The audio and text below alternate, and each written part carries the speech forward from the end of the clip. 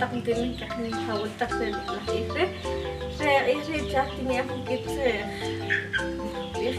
chak re kabanikil re kitsak nqakoh pahatimet re qawtzaqoh pantek qakoh qapot winiqtat kohtaq ya sachat qahwich re winiqtat kohatqa nankitat ch'ap laqatzawal o qakohan tenía la siguiente chavachaq nkiqtash kitakohtaq Tsiqawilikshej upujan hasta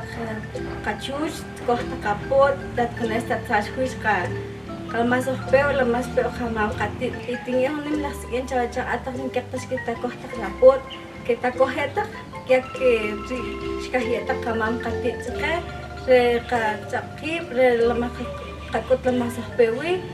ataq ninkiqtatakohtaq kohtaq antaq nim lahtob takohtaq ataq nkiqtach'awtaq la qatzkol kohtaq chaqtakutaq lamasojpewi.